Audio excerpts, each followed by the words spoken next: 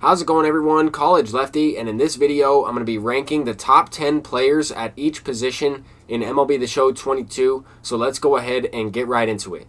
About 2 weeks ago I ranked the top 5 players at each position, and I'll go ahead and link that video in the comment section down below. I have kind of adjusted a few players around in my tier ranking list.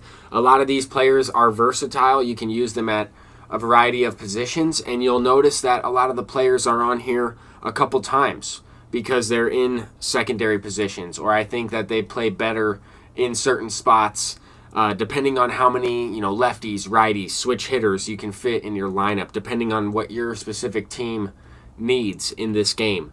That's the best part about this, right? Not everybody is ranked in order of overall. I might have a player ranked a lot higher than you might just because of the fact that I might like their swing, or I might like certain quirks that they have on their player card, or just depends on what you're specifically looking for within the game.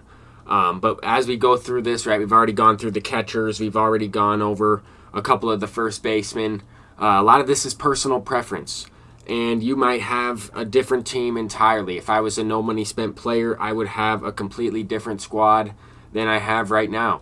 But at the same time, I think there's a lot of variety. There's a lot of team variety within MLB The Show 22.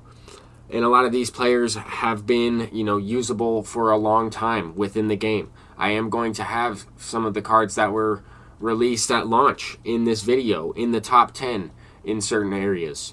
And as we move forward, a lot of future star cards are going to make their appearance at a variety of infield positions. I think the future star cards are extremely valuable because you can pretty much build an entire squad with this one Team Affinity program. I guess technically it is referred to as a featured program, but at the same time, you could put a lot of these future star cards within the top 10. You could put a lot of these other cards in the Always Intense pack, in a variety of choice packs that we have.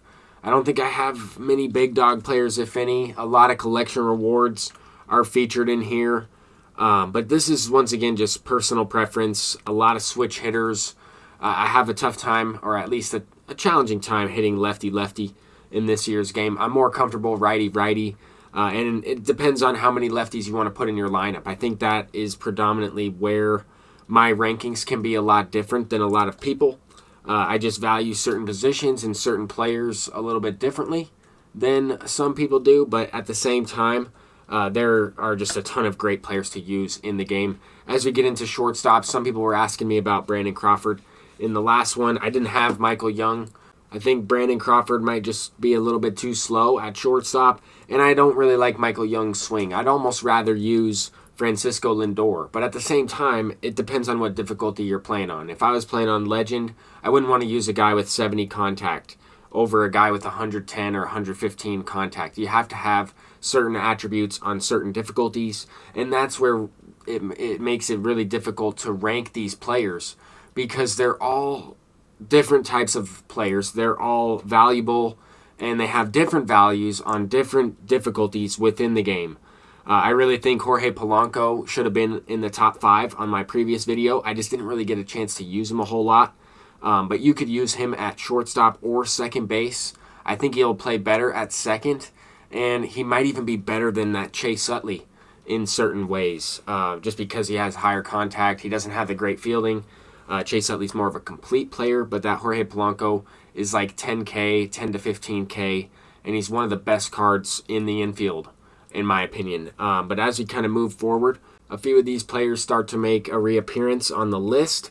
You could also use a couple of these guys in the outfield as well, right? Like Hank Aaron, Brett Beatty, those guys might make it into the top 20 in the outfield. I'm only going to go through the top 20 outfielders just because I really feel like you can farm a full squad of 3 outfielders from my list based on the price that they're currently at. But at the same time, 30 different outfielders, 10 at each position, that's quite a few. And there probably are 30 outfielders that you could choose from. But I'm just going to go over 20 here. And we do have a couple face of the franchise cards in the outfield. I like some of these live series players and their swings and their active live series quirks, like Dead Red, Night Player, First Pitch Hitter, home body, things like that. Things that make them play a little bit above their attributes, things that help with the PCI penalty and help when you're pressing the X button or pressing the swing button and moving the PCI towards the baseball. But with that being said, I have Mike Trout at number 15. I think some of these other outfielders might be a little bit better, but Mike Trout's swing, you just can't go wrong with him. And another thing I want to mention is the fact that you really need those face of the franchise cards to be at the parallel 3 to 5 tier in order for them to be in the top 20, in my opinion. They have to at least be at a 92 to 93, and some of them can get up to a 94 overall. But unless they're paralleled up, I wouldn't put them in the top 20, even with those quirks. Some of the guys with lower contact have to have at least 70 contact. So whatever parallel it takes in order to reach that threshold, I think it is important. 75 contact is even better, but even 75 contact is too low on legend difficulty. You really need at least like 90, in my opinion, especially if you're not one of the best players in the entire world, where you're going to need all the help you can get. Like, for example, like myself, I like Ketel Marte because he is an extremely high contact hitter. He's good on all difficulties, and that's why I have him kind of up here at the top. Mike Trout, I want to say, is only number 1 when he's playing up against right-handed pitchers. When his contact attribute is in the 80s, I might think about actually taking him out just because he's a lot more like that face of the franchise card. Obviously, he plays better against left-handed pitching, but I'm probably going with Acuna if he's playing up, or maybe somebody else, like maybe Ketel Marte in center field, even though he's pretty slow out there. It just depends, right? And I know a lot of people have commented about some of my rankings and some of the way I rank people in this game. But at the same time, it is just personal preference. As I mentioned a couple times in this one and in my previous video, if you're using a player that you really like or one of your favorite players in Major League Baseball, then obviously you're going to have them ranked a little bit higher than I might. If you like a certain type of swing and I don't like that swing, then we're going to have a completely different ranking system. But with that being said, we can probably agree that Randy Johnson is the best pitcher in the entire game. And I think he might be the best pitcher throughout the entire game cycle. And I know I've said that a couple of times. But Nathan Eovaldi might be an interesting pick here. He does have a good stamina attribute, and I think that gives him some value. I also think Lefty Grove might be borderline top 10, depending on what you're looking for. Aaron Loup might be replaceable with this Aroldis Chapman. Out of all the positions that I've ranked so far, I think relief pitchers have pretty much stayed consistent.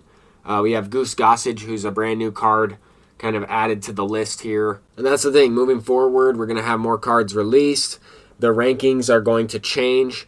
But that's pretty much going to do it for this video. I'm College Lefty, and let me know what you think about my positional rankings in the comment section down below. Until next time, peace out.